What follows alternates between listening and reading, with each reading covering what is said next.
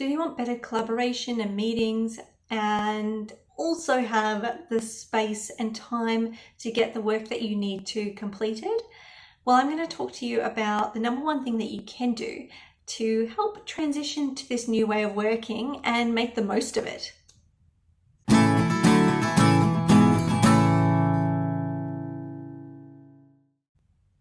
So after about 2 years working from home, I think that we can all safely say that we're sick of Zoom and sick of sitting in meetings all day. Now, meetings still need to happen, but maybe there's a better way to do this, and that is through more asynchronous work. So asynchronous is just anything that you do independently without other people, whereas synchronous is those things that you do together. So it could be something online, or it could be more like meetings and collaboration activities. And the benefit of async work, or trying to pull out and do more asynchronous work, is it gives you a lot more ownership of your day, which I think we're all kind of craving at the moment, and as well as just wasting less time in meetings that don't necessarily need to be as long as they are. So there are a number of benefits, and I'm going to talk you through how we can actually transition to more asynchronous work. So this problem isn't new. Just working from home hasn't brought about this problem. We have had it for a long time. Everyone's calendar is just full of meetings, and that's about it. And it makes very little time to do the work. And so while this isn't new, I think that hybrid work has really increased this issue and made it far harder. And I think in the past, the argument was we just need less meetings. But realistically, meetings are where decisions are made and discussions are had. So the meetings themselves aren't the problem. It's actually the components of the meeting that we really need to think critically about whether they need to actually happen synchronously or not. So in my opinion, synchronous work is really for discussion and decision making, and then pretty much everything else can fit into asynchronous work. So context setting, providing information, brainstorming, etc. It's not necessarily that they have to be asynchronous, but it is stuff that we can probably pull out of our synchronous meetings and collaborations that we currently have. So that may sound a bit daunting, so I'm going to walk you through an example of how we can do this. Okay, so let's say that you're planning a workshop and your agenda includes, so this is the workshop, and let's just say you assume that the first 20 minutes is going to be an intro, context setting, that type of thing. And then you'll have about 15 minutes of brainstorming, followed by about half an hour of discussion about the results of that brainstorm. So about 65 minutes all up. So just in this example, we've got those three components. So I would argue that this isn't necessarily reflective of the best use of everyone's time in a hybrid working environment. So what we can do is look at these components and decide which ones do make sense versus don't make sense. So in new ways, if we're trying to work more asynchronously, definitely, as I said before, keep that 30-minute discussion.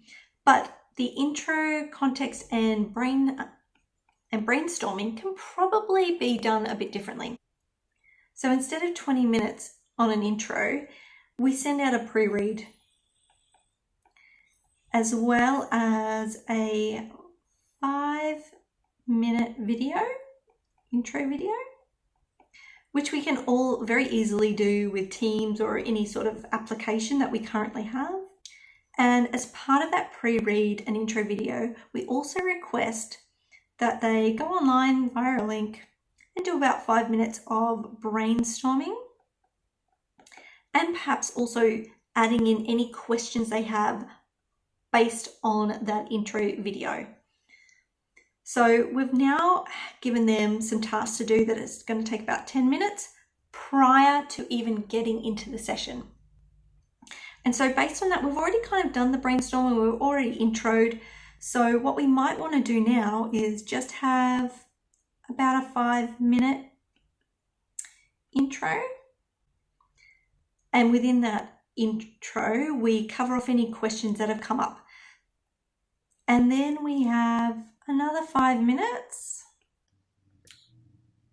of people reading the brainstorm. So they can also add as well, but this actually gives them some time to read through what people have written. And then, as I said before, we follow that up with 30 minutes of discussion. So all up, this is now 40 minutes plus the 10 minutes. So you've saved 15 minutes.